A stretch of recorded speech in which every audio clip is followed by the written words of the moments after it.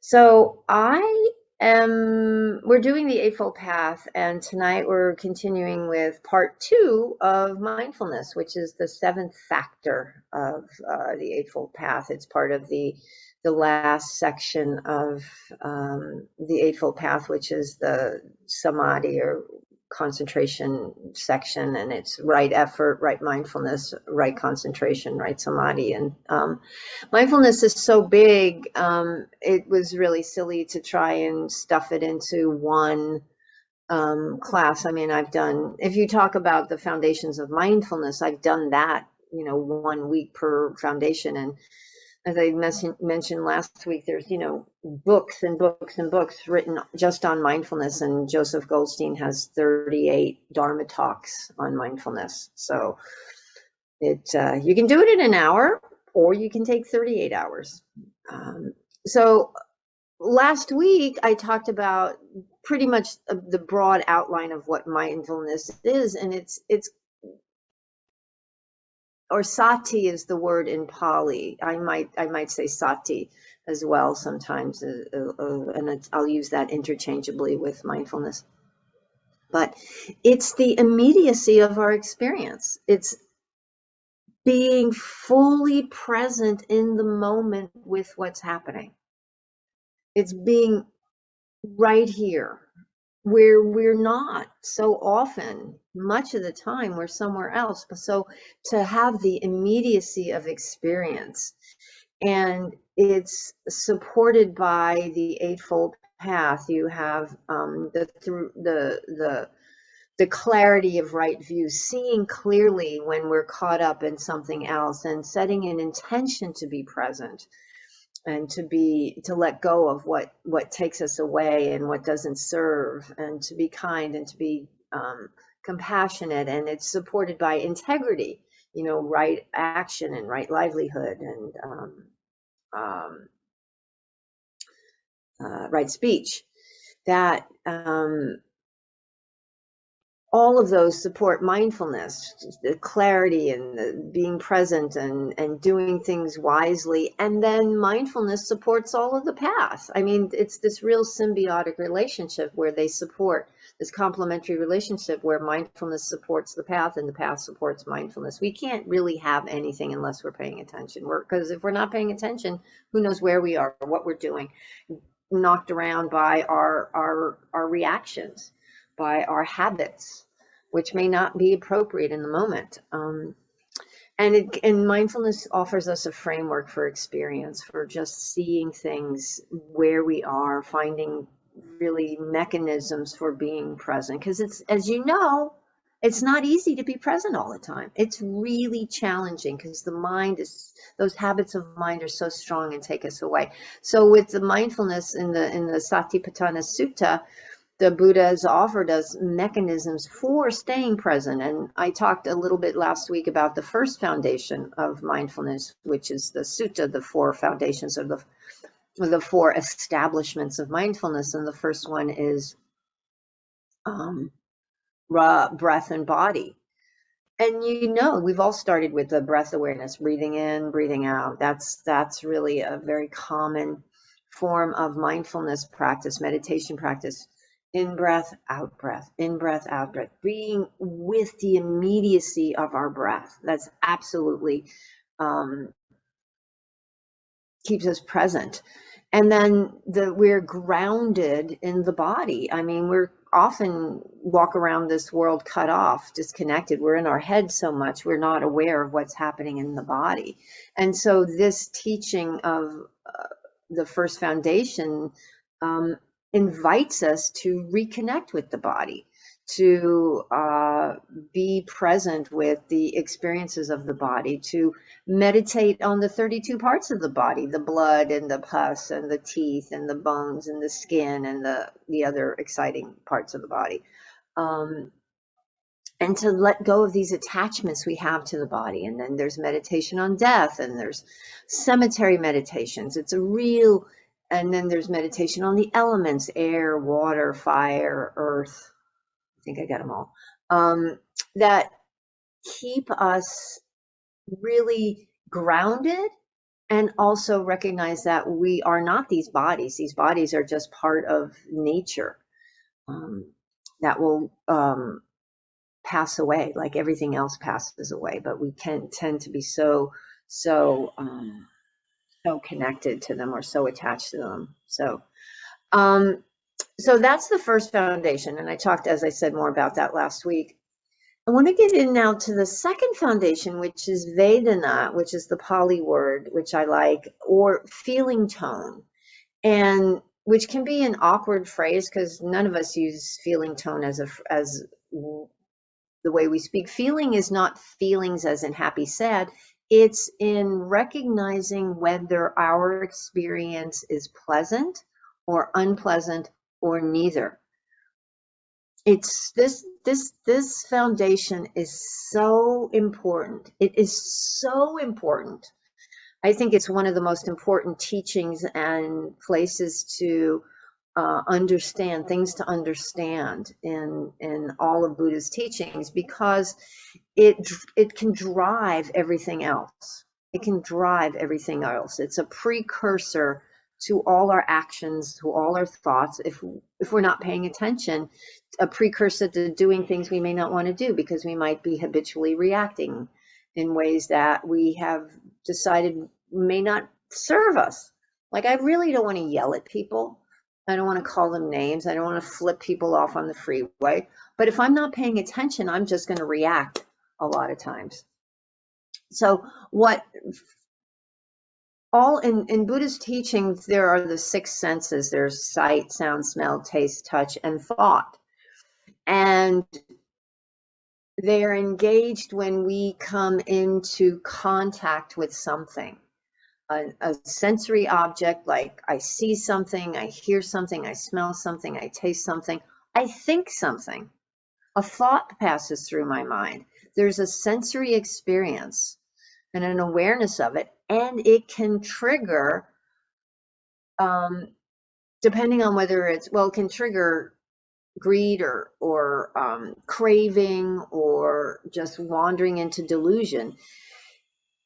These, what they're called latent defilements, if I'm not paying attention.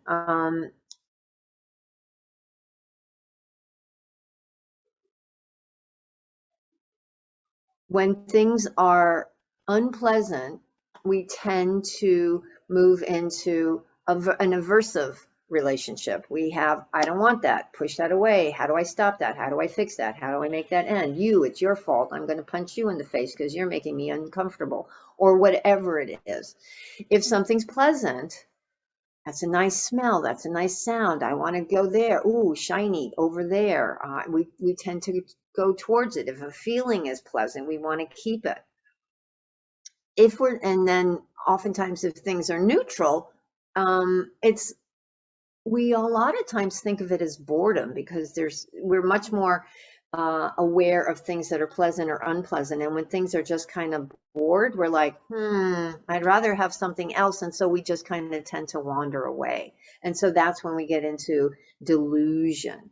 And so to be aware of these points of contact, to be aware when things are pleasant or unpleasant, which is why we give that instruction in meditation, is to recognize that, okay, this is unpleasant, and I might have a tendency to move in a particular direction. And instead of just reacting, we pause. We pause before reacting. Because when we pause, that gives us the power to change we can respond rather than react. Bhikkhu Bodhi, in his book, The Eightfold Path, has a paragraph about this. He talks about the link between feelings and the defilements, which is greed, hatred, and delusion. Greed, aversion, craving and aversion, anger, hatred. The link between feelings and the defilements is not a necessary one. Pleasure does not always have to lead to greed, pain to aversion, and neutral feeling to delusion. The tide between them can be snapped, and one essential means for snapping it is mindfulness, paying attention to what's happening. Feeling will stir up a defilement only when it is not noticed. when it is indulged rather than observed. By turning it into an object of observation, mindfulness diffuses the feeling so that it cannot provoke an unwholesome response.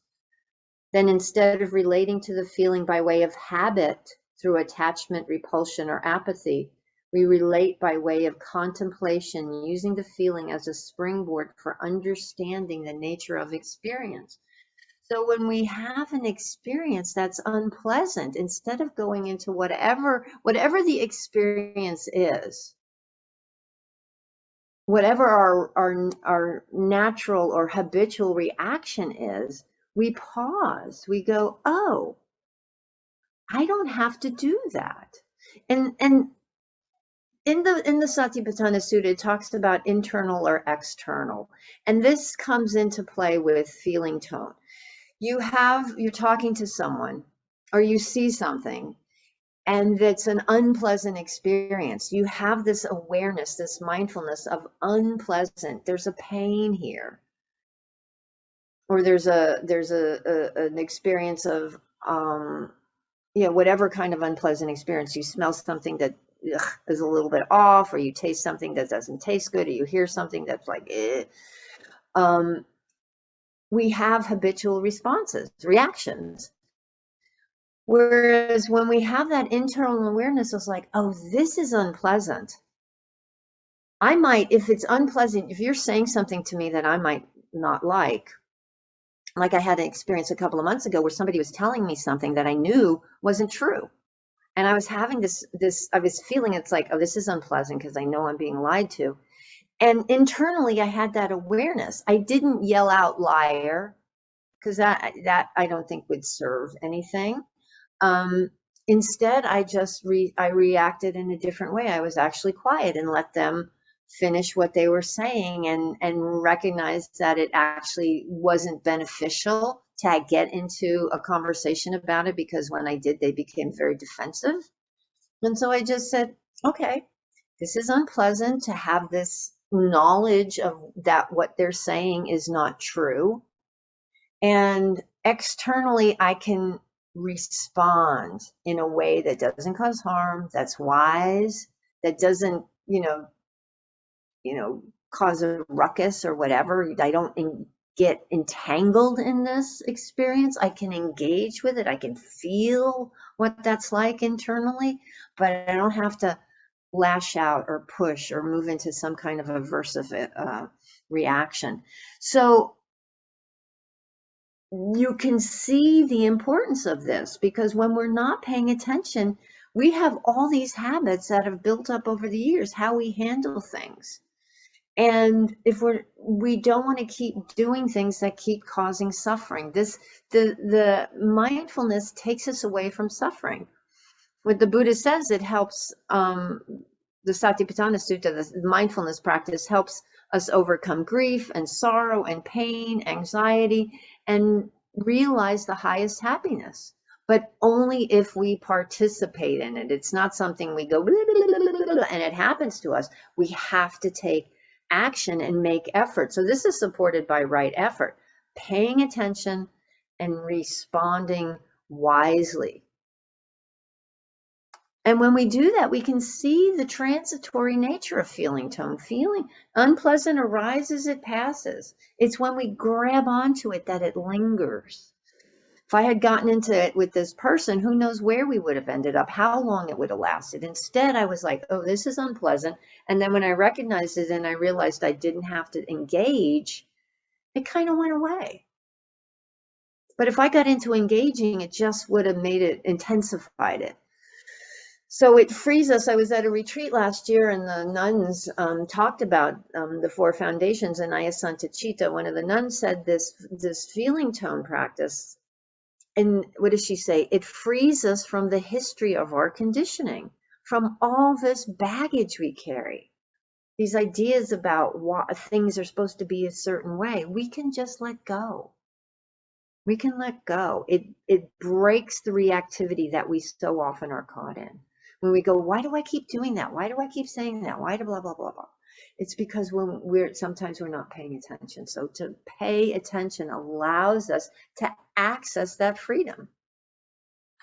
And pain, is not always pleasant doesn't always lead to craving. We can rest in something that's pleasant.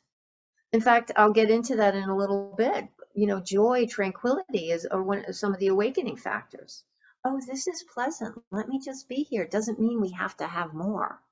And pain doesn't always lead to aversion. If something is painful, we can just engage without being entangled. Oh, okay. Let me be with this discomfort. I don't have to get into an adversarial relationship with it. It's really interesting when we shift perspective. And of course, I can never move past talking about this part of the mindfulness of the Satipatthana Sutta without going to Viktor Frankel's quote about it, which absolutely is about feeling tone. And Viktor Frankl was a Holocaust survivor, and I think he was a psychotherapist or a psychologist, and he wrote a lot. He wrote Man's Search for Meaning, but one of his famous quotes is, "Between stimulus and response, there is a space. In that space is our power to choose our response. In our response lies our growth and our freedom." Between stimulus, the contact with the object, and the response, there is that space. And that's what this second foundation is all about. That's what Vedant is all about. Paying attention, pausing, and responding wisely. So that's the second factor. The third factor is recognizing the moods of the mind, the states of the mind. And again, it's mindfulness, paying attention. What is the mood of the mind? In the sutta, the Buddha says things like, know a mind with anger, know a mind without anger, know a mind with joy or happiness, know a mind without happiness, know what's present and what may not be present, know what the experience is of each of them. And not that we put it on going, I am angry, but what's present, what's arising, what conditioned response is showing up, what conditioned reaction is showing up. Our states of mind are conditional based on our familial conditioning, our cultural, our societal conditioning. That's what comes up. And so to recognize these things when they show up is, again, a way to work with them without becoming entangled in them. When we're not paying attention, it's so easier to become overcome with the emotions, with the feelings, take them on. I am angry. I am jealous. I am whatever. Instead of going, wow, this is what's showing up. And one of the best teachings around this that I've found is the one of Thich Nhat Hanh when he talks about the seeds of consciousness. And it's like our conditioning, the experiences we have in our life, plant things in wherever they plant them in our bodies, wherever they are, although the body is oftentimes where these things rest, where, the famous book, The Body Keeps the Score, about trauma kept in the body. So these experiences we have, like being told, don't speak unless my experience was not to speak unless I knew I was going to be right. So I just would, I'm afraid I don't know the answer, so I'm terrified, so blah, blah, blah, whatever it is. Or if we're told, anger is bad, so if we're feeling anger, we stuff it down, or whatever stories or teachings we've had, or societal teachings, cultural. Those plant seeds. And when the conditions are right, just if you think of a garden and the conditions are right, they blossom. Like if you see someone who has something shiny and you think it's attractive, sometimes jealousy arises. Instead of going, oh, I'm jealous, I'm a bad person, jealousy is bad, don't I know better than this, because I've been studying this stuff for years, so how can this still show up, blah, blah, blah, blah. It just did. We can't help it. When fear arises, we can't say, oh, I shouldn't be afraid. I shouldn't be anxious. I shouldn't feel these things. I shouldn't be happy now. There's so much sadness in the world. I should be somber. I can't experience joy. We cannot pick and choose what emotions arise, what the mood of the mind is, but how we work with them is what's in our control, is what we have agency over. And so we are mindful without identifying, without saying I am, just like, wow, this is what's showing up right now. I am, and I know oftentimes I'll go, wow, this thing is hanging out. Here's this anger. I don't know how long it's going to be here. It's going to go someday because everything passes, but I'm going to just hang out, let it sit right here on my chest for as long as it's going to sit here. And I did a retreat earlier this year with Bhikkhu Analayo, who is a monk, and he wrote all these things on the Satipatthana. The sutta. He's really very, very wise and smart. And he talked about this, and he says one of his seeds that blossoms on a regular basis is conceit. And he says sometimes he looks at a bookcase, because he's written a lot of books. He's like really a brainiac. And he'll look at the bookcase and go, oh, look at that. I'm really smart. And then he'll go, oh, conceit. Conceit is present. Or conceit is not, or he can look at the bookcase and just see it as a bookcase and go, oh, conceit is not present. So even some guy who's been a monk for many, many years, who's incredibly wise in this, he can't help it shows up. So really there's some kindness and gentleness in this practice as well, which is really important, because oftentimes we hear this, you're not supposed to feel that. And that's not true. You feel it, but you've developed the wisdom to work with it without letting it take over, without becoming overcome by it. We recognize the quality of the mind. What does it feel like? I mean, a few years ago, I recognized crankiness. I would get cranky because of being tired or whatever reason. And I would just be snippy and this and that, and then think I was, oh, Mary, what's wrong with you? And then one day I went, oh, this is crankiness.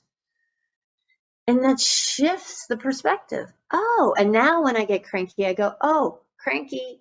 Okay, be aware of that. And it kind of, a lot of times, diffuses the experience. Not I am, but it's cranky. So the identification lessens. And,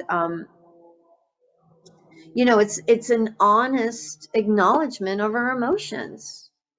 It's not about shame or judgment. It's just acknowledging what's here. There's no need to suppress them. We don't let them take over, but we don't suppress them. We acknowledge them, which is so healthy and so important. And it's not bypassing either. Bypassing is, I'm going to meditate and make them go away. That may not happen. Acknowledge what's present. So important. And then, there's another monk, Utejaniya, who's a Burmese monk, and he talks about mindfulness is like tending to a garden, which fits in that same image of seeds of consciousness growing. If we don't pay attention, it's going to be overgrown with weeds. We have to tend to it. And I love, our conditioning is not our fault. We can't help what happens to us in our lives, the things that occur, the family we're born into, the culture we're born into, the society, the messages we receive, the experiences we have. However, we are responsible for working with those conditions, for learning to recognize them, and to work with them in a way that they don't cause harm for ourselves or others, and we get to a place of healing, which can happen, which absolutely can happen. And then the fourth foundation is mindfulness of the dhammas, which just means mindfulness of all the phenomena that are happening, mindfulness of the principles of reality. What is real? And in the sutta, there are 5 sets. Of course, there's numbers inside of numbers. There's the 5 aggregates, which are form, feeling, tone, perception, consciousness. I always forget.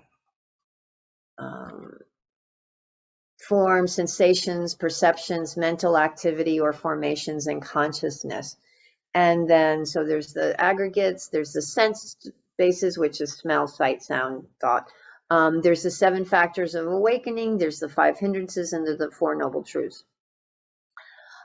They're not all of them are not included in all the old copies of the Satipatthana Sutta we have, so I'm not going to get into all of them. And then I really like what Bhikkhu Analayo, the monk I was talking about, talked about in the retreat I was on with him, and he has this book called Satipatthana, A Practice Guide, which is really, really helpful. He says, and I think the nuns that I sat with last year were also talking about this, really what you want to know in this teaching is what prevents awakening and what facilitates awakening. And so you can focus on the hindrances and the factors of awakening. The others come into play, but they come in here and there and there and here, and you get them in as you move through the world. But to really, I think it suffices in this foundation to just look at the hindrances, because the hindrances are what prevent awakening. That's when we are caught up in craving, lust, wanting things, when we're caught up in, or aversion, anger, not wanting things. So those are 2 sides of the same coin. When we're caught up in restlessness and worry, when we're agitated and what's going to happen, or the other side of that coin is dullness, sleepiness, torpor, just this checking out, this numbing. So that's the flip side. And then doubt, this questioning of everything. So those 5 things get in our way. That is what, hinders, that's why they're the hindrances, our awakening. Because when we're caught up in craving or aversion, or we're caught up in worry, we're not in the present. We're somewhere else. All of these hindrances take us away from the present moment. They take us to the future, the past, wherever. And so to recognize when they're present and to recognize when they're not present, just as the moods of the mind, recognizing when anger is present or not present, know when they're not present. Recognizing, oh, look, this is restlessness. Again, sometimes having that perspective shifts it and allows you to develop a different relationship with it, rather than being caught up and just entangled in.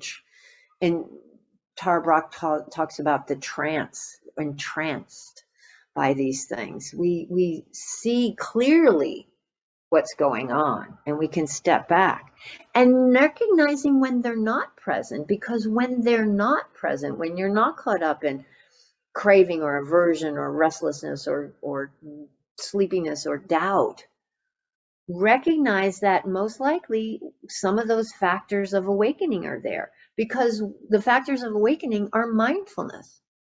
If you're caught up in the hindrances, you're not mindful. The next factor of awakening, investigation, recognizing what's going on here. Next factor is energy, bringing the effort to stay present, to stay engaged in the moment. If you find yourself drifting, bring yourself back. And then what happens, you begin to experience joy. Even in the middle of discomfort, there can be joy, because you're in this place of, you're not fighting it. You're not having an aversive interaction with what's the reality of the moment. You're fully with the reality. So there can be this sense of joy. And then there's this tranquility that comes again. There's this ease with this balance with when you are fully, what was the phrase that I liked was the immediacy of the experience. When you're in the immediacy of the experience, you're just in the experience with that investigative curiosity. What is this? Oh, let me just be. Oh, the coming and the going. What's this? Um, and then there's the collectedness of the mind because you're fully present, and then equanimity, this real ability to be intimate with the moment without a preference. So when there's not a hindrance, begin to recognize, is there joy here? Is there mindfulness? So you begin to move towards freedom, move towards liberation, disentangle ourselves from the places we get caught and snagged, those that baggage that we carry, the fixed ideas that of the way we think things need to be. So knowing when things are present, arousing joy. It's okay to do that. It's okay to have joy. When it's present, be with it. So when we're in this place, we have a heightened awareness. There, we see the bigger picture. We see the conditionality of things. Because of this arises. We don't have to take everything so personally. You know, we begin to understand the mental states, which lead to dukkha and suffering, and which lead to freedom. And we begin to align ourselves with attention and awareness. Oh, that's taking me, I know that's going to lead me down into that old tired daydream that doesn't serve any purpose. Can I let that go and cultivate the collectedness of the mind, which leads to equanimity, which is that engagement without entanglement? Such a lovely phrase. I'm so happy I wrote it down when they said it. You know, that engagement without entanglement. It allows us this spaciousness. It allows for open-heartedness. It's really the place of liberation. So those are my thoughts on the last three factors of mindfulness, the establishments of mindfulness. So thank you all so much for paying attention.